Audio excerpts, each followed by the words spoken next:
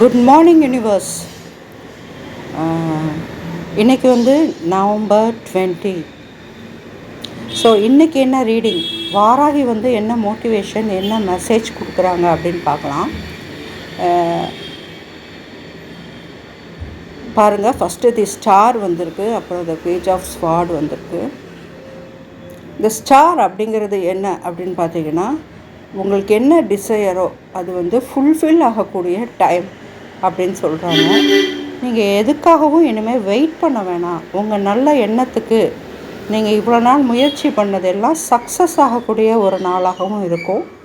அதே சமயம் நீங்கள் எவ்ரிடே கொஞ்சம் ஆக்டிவாக இருக்கணும் அப்படிங்கிறத வாராகி வந்து உங்களுக்கு மெசேஜாக சொல்கிறாங்க. இதில் ஒரு லவ் மெசேஜும் இருக்குது. அதே சமயம் வந்து நீங்கள் மற்றவங்க மனசில் உன்னதமான ஒரு பொசிஷனில் ஜொலிக்கக்கூடிய நாளாகவும் இன்றைக்கி இருக்குது. லேடிஸ் சம்மந்தமான எந்த ஒரு விஷயத்துலையும் இன்றைக்கி உங்களுக்கு சக்ஸஸ் காத்துக்கிட்டு இருக்குது அப்படின்னு வாராகி வந்து மெசேஜாக சொல்லியிருக்காங்க உங்களுக்கு. அதுவும் இல்லாமல் ஒரு பண விஷயத்துக்காக நீங்கள் வந்து ரொம்ப நாள் போராடுறேன்னு இல்லை, ரொம்ப வேலை பார்க்குறீங்க அப்படின்னு அர்த்தம்.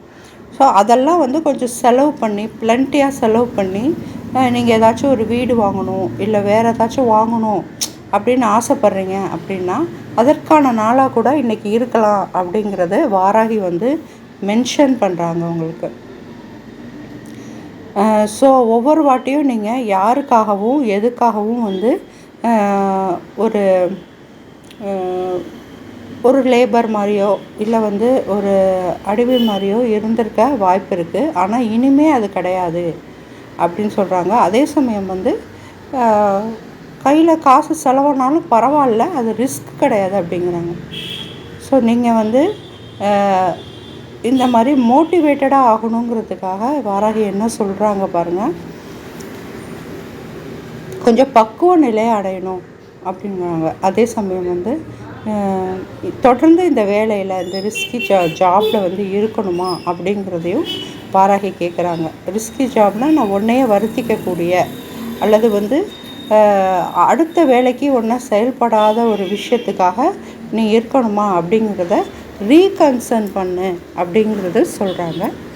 அதுக்கப்புறம் இந்த முதுகை குத்துற அல்லது முதுகில் ஓவராக பாரமாக இருக்கக்கூடிய அந்த வேலை இந்நேரம் முடிஞ்சதுக்கப்புறம் வந்து நீ அதை பற்றி எந்த விதமான கவலையும் பட தேவை கிடையாது. உன்னோட இழப்பீடு, நீங்கள் இப்படி கூட வச்சுக்கலாம், உன்னோட இழப்பீடு சும்மா செலவாகுது, அது கூட இந்த நாள் வந்து ஸ்டாப் ஆகப்படும் அப்படிங்கிறத சொல்கிறாங்க.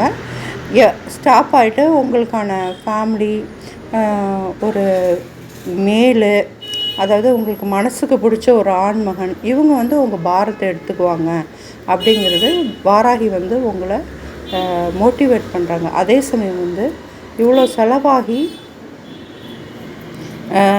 நீங்கள் நினைக்கிறது வந்து இது வந்து பாருங்கள், இப்போ பர்ஃபெக்ட் டைமிங்னு ஒரு கார்டு வந்திருக்கு, ஹை ஹானர்னு ஒரு கார்டு வந்திருக்கு.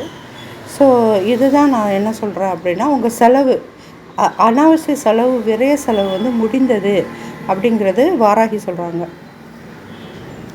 அப்போ இந்த ஹை ஹானர் அப்படிங்கிறது என்னென்னா, மரியாதைக்குரிய ஒரு விஷயம் உங்களுக்கு கிடைக்கும் அப்படின்னு. இது ஒரு கரெக்டான டைமிங்கு. நீங்கள் செலவு செஞ்ச ஒரு விஷயம் வாங்கணுன்னாலும், ஒரு மேலே வந்து நம்பணுன்னாலும் இது கரெக்டான டைம்னு உங்களை வாராகி வந்து மோட்டிவேட் பண்ணுறாங்க. வாராகியோட ஃபுல் மோட்டிவேஷன் என்ன இருக்குன்னா, இது வரைக்கும் நடந்து முடிஞ்சதை பற்றி எந்த கவலையும் படாமல் லைஃப்பை வந்து ஃபஸ்ட்லேருந்து ஸ்டார்ட் பண்ணுங்கிறதா இந்த 2 கார்டோட விஷயம். நிறையா செலவாயிருக்கு, நிறையா இழப்பீடு நடந்து முடிஞ்சிருச்சு. அதனால தான் உங்களுக்கு இந்த கார்டு வந்திருக்கு. ஸோ இனிமேல் வந்து லைஃப்பை வந்து ரொம்ப ஸ்டாராகவும் நல்லா டே பை டே நல்லா ஆக்டிவேட் ஆகவும் நீ வச்சுக்கணுங்கிறது தான் வாராகியோட ஒரு மோட்டிவேஷன். செலவானதை பற்றி கவலைப்படாத, இனிமேல் எல்லாமே நடக்கிறதெல்லாம் ஒரு நன்மைக்கு தான் அப்படிங்கிறாங்க.